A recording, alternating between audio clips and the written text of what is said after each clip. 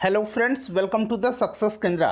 Friends, आज की इस वीडियो में हम लोग 67th बीपीएससी पीटी एग्जाम 2022 और फ्रेंड्स सीडीपीओ एग्जाम 2022 के लिए बीपीएससी ऑडिटर का जो पेपर 29 अगस्त 2021 को लिया गया था, फ्रेंड्स उसमें जितने भी हिस्ट्री से यानी कि इतिहास से संबंधित प्रश्न पूछे गए हैं उन सभी प्रश्नों को इस वीडियो में हम डिस्कस करेंगे।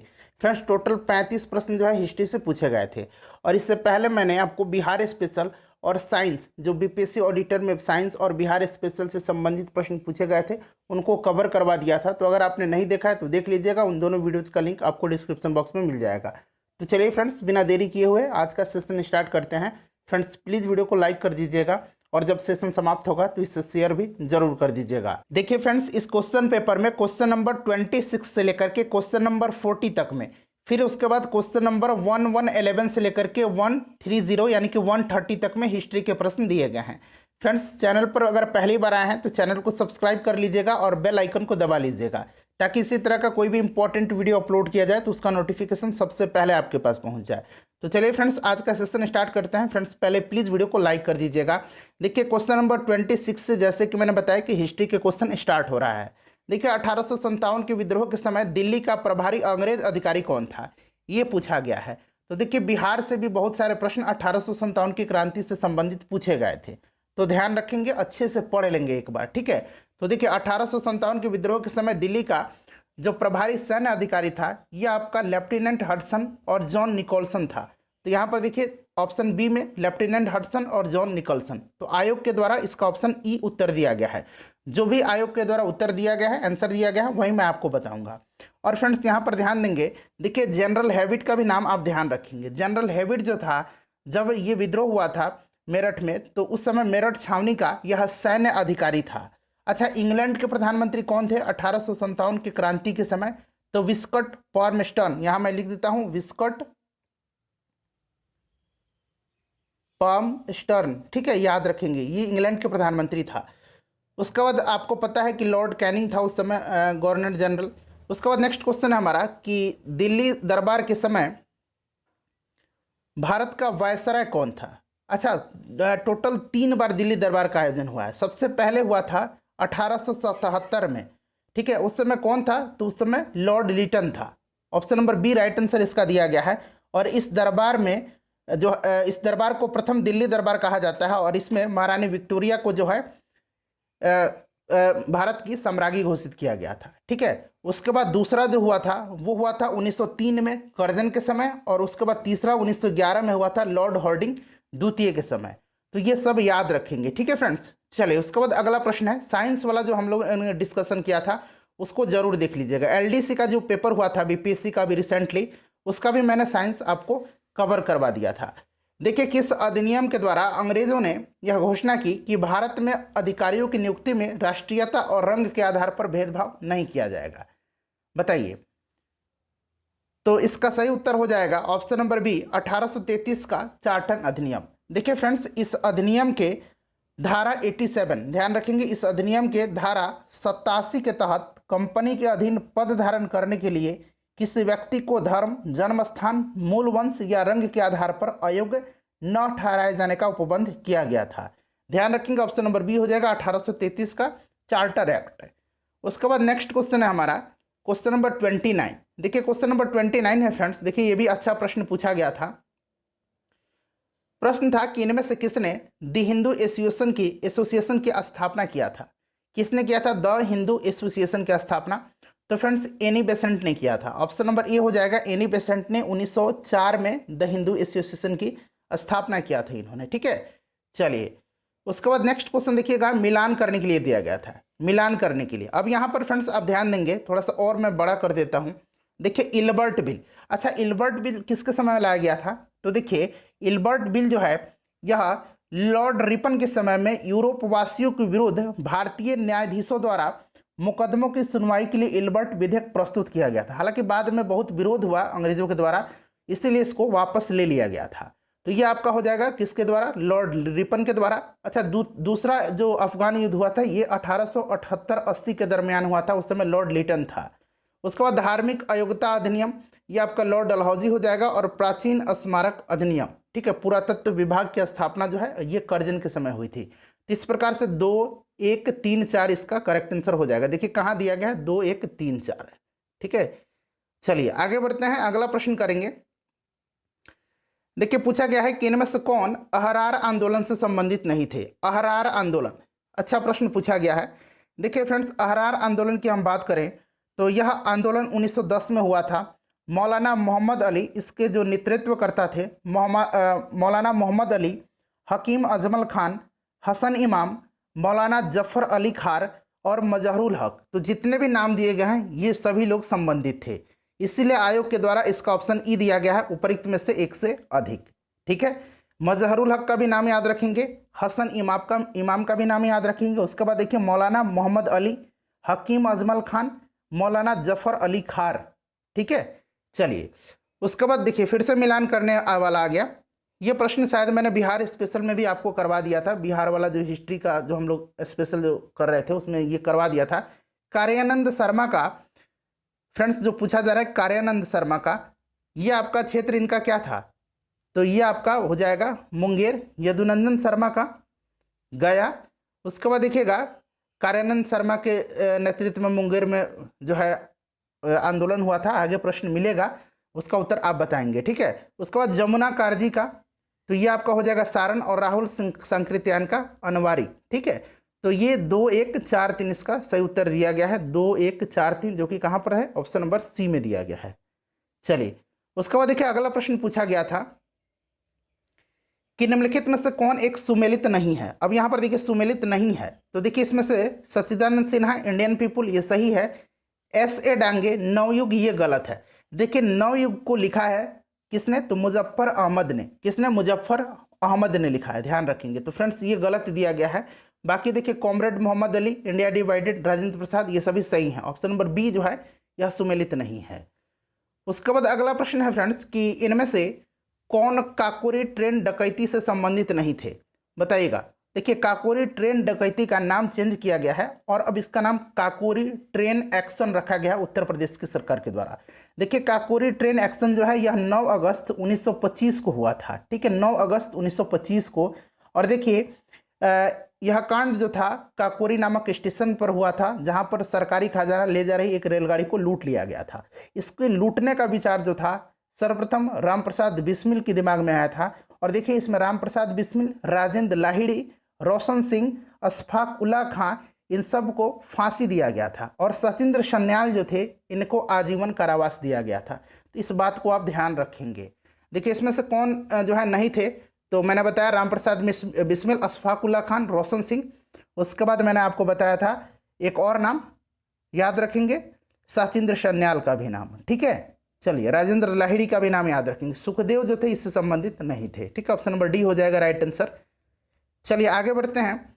उसके बाद देखिए निम्नलिखित में से कौन सा एक सही सुमेलित नहीं है। कौन सा एक सही सुमेलित नहीं है ये पूछा गया। अब देखिए सब मैं डेट वाइज बता रहा हूँ। पूना पैक्ट कब हुआ था, तो पूना पैक्ट जो है यह 24 सितंबर 1932 को हुआ था। यहाँ मैं लिख दे रहा हूँ 24 सितंबर। उसके बाद गांधी इरविन समझौता ये 5 मार्च 1931 को हुआ था। उसके बाद देखिए दांडी यात्रा गांधी जी का 12 मार्च 1930 को हुआ था। ठीक है, उसके बाद देखिए यहाँ पर चौरी चौरा का कांड ये हुआ था आपका 5 फरवरी 1922 को। तो ये 20 दिया गया है, तो ये गलत है, तो यही सुमेलित नहीं है। ठीक है, चलिए उसके बाद देखिए अगला क्वेश्चन है कि बिहार के किस क्षेत्र में फतेह शाही विद्रोह हुआ था। ये भी क्वेश्चन शायद मैंने करवा दिया था आपको। अब यहाँ पर ध्यान देंगे, फतेह शाही विद्रोह, ये जो फतेह शाही उपरयुक्त में से कोई नहीं, आपको तो ऑप्शन पता ही है, ये चार आप देखिए। देखिए फतेह शाही विद्रोह जो हुआ था फ्रेंड्स, जब शाह आलम द्वितीय ने बिहार, बंगाल और उड़ीसा की दीवानी जब अंग्रेजों को सौंप दी थी, तो उस समय सारण का जो कलेक्टर था फ्रेंड्स, उसने राजस्व की मांग किया था फतेह बहादुर शाही से। ठीक है, और उन्होंने देने से इनकार कर दिया था और अंग्रेजों के विरुद्ध उन्होंने बगावत कर दिया था। और इसीलिए जो है यह फतेह शाही विद्रोह इसके इन्हीं के नाम पे इसको जाना जाता है। तो ये सारण में हुआ था। उसके बाद देखिएगा कि किस महीने में पीर अली ने पटना में अंग्रेजों के खिलाफ विद्रोह की शुरुआत की थी। तो पटना में पीर अली खां के द्वारा जो है नेतृत्व किया गया था और शुरुआत हुई थी इसकी 3 जुलाई 1857 को। 3 जुलाई 1857 को। यह एक बुक सेलर थे पीर अली, पुस्तक विक्रेता थे, ध्यान रखेंगे। उसके बाद देखिए अगला प्रश्न पूछा गया था कि किस वर्ष बिहार किसान सभा की स्थापना हुई थी? तो बिहार किसान सभा की स्थापना जो है यह स्वामी सहजानंद सरस्वती के द्वारा हुई थी। कब हुई थी? तो 1929 में हुई थी। ठीक है, सोनपुर मेला याद रखेंगे। उसके बाद देखिए बिहार कांग्रेस कमेटी के पहले अध्यक्ष कौन थे? ये क्वेश्चन मैंने करवा दिया है। हसन इमाम जो थे बिहार कांग्रेस कमेटी के पहले अध्यक्ष थे। उसके बाद देखिए बिहार के किस नगर में 1922 का भारतीय राष्ट्रीय कांग्रेस का वार्षिक अधिवेशन हुआ था? तो ये गया में हुआ था। CR दास, चित्तरंजन दास इसके अध्यक्ष थे। उसके बाद चलते हैं अब क्वेश्चन नंबर हम लोग 111 में। 111 से फिर जो है हिस्ट्री का प्रश्न स्टार्ट हो रहा है। चलिए ठीक है, क्वेश्चन नंबर 111 से फिर से स्टार्ट हो रहा है। हिस्ट्री का प्रश्न पूछा गया है कि कौन सी पुस्तक बिंदुसार को एक अभिषिक्त क्षत्रिय वर्णित करती है? तो देखिए यह पुस्तक जो है इसका नाम क्या है? तो दिव्यावदान है। दिव्यावदान बौद्ध कथाओं का एक ग्रंथ है। इसमें महायान और हीनयान दोनों के अंश पाए जाते हैं। और देखिए ये दिव्यावदान में ही फ्रेंड्स पुष्यमित्र शुंग को मौर्य वंश का अंतिम सम्राट बतलाया गया है। इसको भी आप ध्यान रखेंगे। चलिए तो दिव्यावदान हो जाएगा। ठीक है, बिंदुसार मौर्य वंश के थे। चलिए उसके बाद देखिएगा कि इलाहाबाद स्तंभ लेख, थोड़ा सा बड़ा करता हूं। देखिए इलाहाबाद स्तंभ लेख की 21वीं पंक्ति में आर्यावर्त के कितने शासकों का जिक्र किया गया है? तो आर्यावर्त के 9 शासकों का जो है जिक्र किया गया है। ठीक है, याद रखेंगे आर्यावर्त के 9 शासकों को जिक्र किया है। समुद्रगुप्त ने इनको पराजित किया था। ठीक है, इलाहाबाद का जो स्तंभ लेख है यह समुद्रगुप्त के से संबंधित है। क्लियर? हरिसेन जो थे दरबारी कवि, उन्होंने ही इसकी रचना की थी। और देखिए फ्रेंड्स ये जो 22वीं पंक्ति है इसकी 22वीं पंक्ति में 9, याद रखेंगे 22वीं पंक्ति में भी 9 जनजातियों के नाम का उल्लेख किया गया। 21वीं पंक्ति में 9 आर्यव्रत के राजाओं का और 22वीं पंक्ति में 9 जनजातियों का उल्लेख है। उसके बाद देखिए किसने तर्क दिया कि गुप्त और उत्तरोत्तर गुप्त काल में धन अर्थव्यवस्था में पतन दिखता है? तो ये तर्क दिया है किसने? तो फ्रेंड्स ये दिया है RS शर्मा ने। ऑप्शन नंबर बी इसका आंसर दिया गया है RS शर्मा। उसके बाद देखिए कि भू अनुदान किन्हें दिए गए थे जो शाही दरबार से जुड़े हुए थे? तो देखिए भू अनुदान जो दिए गए थे जो शाही दरबार से जुड़े हुए थे, ये ऑब्वियसली आपको पता होगा कि ये ब्राह्मण थे। अच्छा, ब्राह्मणों को भूमि अनुदान देने की प्रथा का शुभारंभ जो है ये सातवाहन जो शासक थे उन्होंने किया था। ठीक है, चलिए उसके बाद देखिएगा 115 नंबर। देखिए 115 नंबर क्वेश्चन है फ्रेंड्स कि अमीर ए शिकार की पदवी पर बलवन को किसने नियुक्त किया था? अमीर ए शिकार की पदवी पर बलवन को जो है किसने नियुक्त किया था? तो देखिए रजिया सुल्तान होना चाहिए था, लेकिन आयोग के द्वारा जो है इसका आंसर दिया गया है कौन सा? तो आंसर दिया गया है मुइजुद्दीन बहराम शाह। ठीक है, एक बार इसको आप लोग क्रॉस चेक कर लेंगे। ठीक है, आयोग के द्वारा ऑप्शन ए दिया गया है। चलिए उसके बाद अगर हम बात करते हैं तो बलवन जो था इसने जो है पैबोस और सिजदा प्रथा जो है इसने शुरू किया था। नौरूज त्यौहार मनाना शुरू किया था। विरोधियों के प्रति रक्त एवं लौह की नीति अपनाई थी। ये सब आप ध्यान रख लेंगे। उसके बाद देखिए अकबर के राज्य के समय बिहार कितने सरकारों में बटा था? तो बिहार जो था ये 7 सरकारों में बटा हुआ था। ऑप्शन नंबर इसका जो है बी करेक्ट आंसर हो जाएगा, 7 सरकार में बटा हुआ था। उसके बाद देखिएगा कि मध्यकालीन बिहार में बुनियादी प्रशासनिक इकाई के रूप में परगना को किसने विकसित किया था? अब देखिए फ्रेंड्स यहाँ पर कि शेरशाह सूरी के समय शासन को सुचारू रूप से चलाने के लिए 47 अलग अलग हिस्सों में उसको विभाजित किया गया था, उसके साम्राज्य को। ठीक है, और उसका नाम सरकार दिया गया था। अब वही सरकार जो थे छोटे छोटे जिलों में तब्दील हो गए थे, जिनको कि परगना कहा जाता था। तो ये परगना जो है विकसित किसने किया था? शेरशाह सूरी ने। चलिए उसके बाद आगे बढ़ जाते हैं, नेक्स्ट क्वेश्चन कर लेंगे। देखिए फ्रेंड्स अगला क्वेश्चन है हमारा कि आलमगीरनामा को किसने लिखा है? आलमगीरनामा को जो है लिखा किसने है? ठीक है, देखिए जो मुगल बादशाह औरंगजेब था इसको आलमगीर के भी नाम से जाना जाता था। इस बात को आप ध्यान रखेंगे, आलमगीर के नाम से, आलमगीर के नाम से। ठीक है, जिंदा पीर भी कहा जाता था। तो देखिए अब समझ में आ गया आलमगीरनामा। तो इसको लिखा है किसने? तो मिर्जा मोहम्मद काजिम ने। अच्छा, मुगल काल के दरमियान जितने भी पुस्तक लिखे गए थे उनको यहाँ पर मैं आपको कवर करवा दे रहा हूँ। ठीक है, ध्यान से देख लीजिएगा, हो सकता है प्रश्न पूछ लिया जाए। तो चलिए फ्रेंड्स फटाफट जितने भी मुगल काल के दरमियान जो साहित्य लिखे गए थे और उनके लेखक के नाम जो हैं उनको हम लोग कवर कर लेते हैं। देखिए बाबरनामा, बाबर। उसके बाद इनकी तारीख अल्फी, मुल्ला दाऊद, आइने अकबरी, अकबरनामा ये अबुल फजल ने लिखा है। मुंतखाब अत तवारिख ये बदाऊनी ने लिखा है। उसके बाद देखिए तबकात ए अकबरी इसको लिखा है निज़ामुद्दीन अहमद ने। हुमायूंनामा लिखा है गुलबदन बेगम ने। उसके बाद देखिए तारीख ए शेरशाही इसको लिखा है अब्बास खां सरवानी ने। उसके बाद देखिए मखजन अफगानी इसको लिखा है नियामतुल्ला ने। ये सभी जो हैं मुगल शासनकाल के दरमियान लिखे गए हैं। उसके बाद देखिएगा 9 नंबर पातशाहनामा अब्दुल हमीद लाहौरी, ये याद रखेंगे आप। उसके बाद देखिए फतवाए आलमगीरी, फतवाए आलमगीरी औरंगजेब। और यहाँ पर देखिएगा 13 नंबर में फतवाते आलमगीरी, ये आपका ईश्वर दास।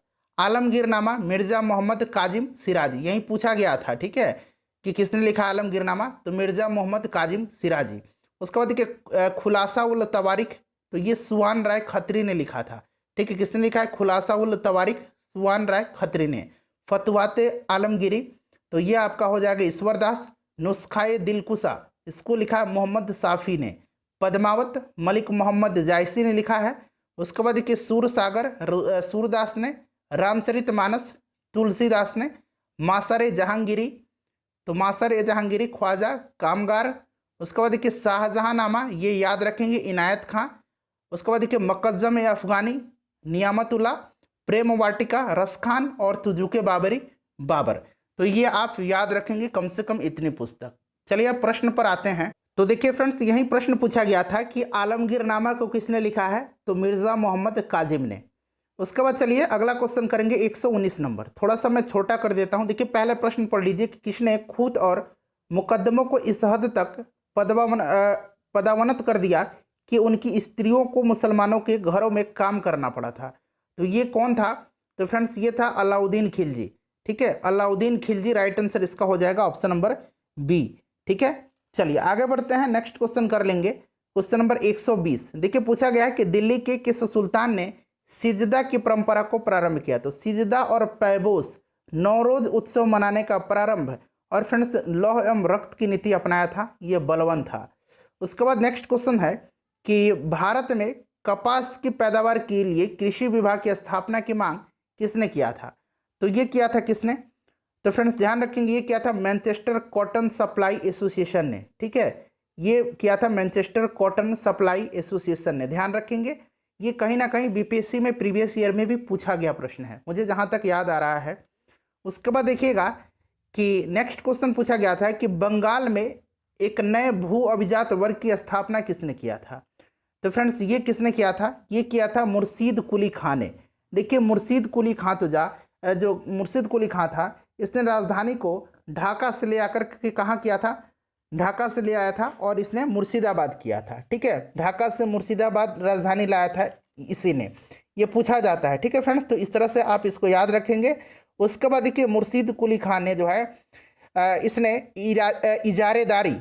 इजारेदारी प्रथा प्रारंभ किया था। यहाँ मैं लिखता हूँ इजारेदारी प्रथा इसने शुरू किया था। इजारेदारी का मतलब क्या था कि जो है इसको कृषकों को तकाबी ऋण यानी कि खेती के लिए अग्रिम कर्ज जो दिया जाता था, इसी ने जो है शुरू किया था। क्लियर, चलिए तो ये मुर्शीद कुली खां था। चलिए अगला प्रश्न कर लेंगे कि अमृत बाजार पत्रिका का संस्थापक संपादक कौन था। तो अमृत बाजार पत्रिका शिशिर कुमार घोष की है, ऑप्शन नंबर बी इसका सही उत्तर हो जाएगा। उसके बाद देखिएगा कि देशी राज्यों के साथ संबंधों की सर्वोच्चता की शक्तियों को सुस्पष्ट रूप से किसने परिभाषित किया है। तो ये किसने किया है, तो ये किया है फ्रेंड्स कर्जन ने, ठीक है, कर्जन ने किया है और कर्जन का ही आंसर दिया गया ऑप्शन नंबर डी में। देखिए फ्रेंड्स ध्यान देंगे, कर्जन जो था यह सबसे कम उम्र का वायसराय था और ये 4 बार जो है ये वायसराय बनने से पहले भारत की यात्रा भी कर चुका था, ठीक है। ये कर्जन था, ध्यान रखेंगे। चलिए उसके बाद देखेंगे अगला प्रश्न कि किसने दास्ता की संस्था की आलोचना की और इसको गैर इस्लामी वर्णित किया। तो ये कौन थे, तो फ्रेंड्स ये थे सर सैयद अहमद खां। सर सैयद अहमद खां, ऑप्शन नंबर डी हो जाएगा राइट आंसर इसका, ठीक है, सर सैयद अहमद खां। अच्छा, अलीगढ़ मुस्लिम यूनिवर्सिटी जो है इसकी स्थापना किसने किया है, अलीगढ़ मुस्लिम यूनिवर्सिटी का, जरा आप मुझे कमेंट करके बताइएगा। उसके बाद देखिए 1857 की क्रांति के दौरान पटना डिवीजन का कमिश्नर, तो पटना डिवीजन का कमिश्नर जो था ये कौन था फ्रेंड्स, ये मैं करा दिया हूँ, ये था विलियम टेलर, ठीक है। उसके बाद देखिए अगला प्रश्न पूछा गया था कि बिहार में 21 अप्रैल 1858 को ब्रिगेडियर डगलस के अधीन ब्रिटिश सैन्य दल के विरुद्ध किसने बहादुरी से जो है युद्ध किया था। तो ये थे आपका कुंवर सिंह, ठीक है, कुंवर सिंह थे। और देखिए फ्रेंड्स कुंवर सिंह जब जगदीशपुर पहुंच रहे थे, इसी क्रम में मनियार में कुंवर सिंह पर इसने गोली चलाई थी। चलिए उसके बाद अगला प्रश्न है हमारा कि 1904 में किसने अभिनव भारत सोसाइटी को संगठित किया था? तो ये किसने किया था फ्रेंड्स, याद रखेंगे, ये किया था आपका सावरकर जी ने। ऑप्शन नंबर बी इसका राइट आंसर यहाँ पर हो जाएगा। ठीक है, देखिए पहले इस संस्था का नाम क्या था? तो देखिए पहले इसका नाम मित्र मेला नाम से था। ठीक है, मित्र मेला नाम से जो है एक क्रांतिकारी संगठन था, और फ्रेंड्स 1904 में जो है इसका नाम अभिनव भारत सोसाइटी किया गया। उसके बाद देखिए 1941 में व्यक्तिगत सविनय अवज्ञा आंदोलन की नीति, 1941 में व्यक्तिगत सविनय अवज्ञा की नीति के द्वारा युद्ध के प्रयासों का शांतिपूर्वक विरोध करने का निर्णय किसने लिया था? तो ये निर्णय लिया था महात्मा गांधी जी ने द्वारा। ठीक है, व्यक्तिगत सत्याग्रह जो था इसको दिल्ली चलो आंदोलन भी कहा जाता है। ध्यान रखेंगे, पवनार में स्टार्ट हुआ था, और इसके प्रथम सत्याग्रही जो थे वो कौन थे? तो आप मुझे कमेंट करके बताएंगे। ठीक है, दूसरे सत्याग्रही पंडित जवाहरलाल नेहरू थे। पहले सत्याग्रही कौन थे, जरा आप मुझे कमेंट करके बताएंगे। चलो उसके बाद देखिएगा कि नवंबर 1936 में भागाधिकारी पट्टेदारों को जमींदारों के बेदखली प्रयास के विरुद्ध बढ़ैया मुंगेर में किसने एक बड़ा आंदोलन प्रारंभ किया था? बढ़ैया ताल जो विद्रोह हुआ था, यह बताएंगे फ्रेंड्स किसने किया था? इसका आंसर आप कमेंट करके बताएंगे, और नाम भी आप बताएंगे। मैंने नाम भी आपको बताया है ऊपर, तो उनका नाम भी आप कमेंट करके बताएंगे।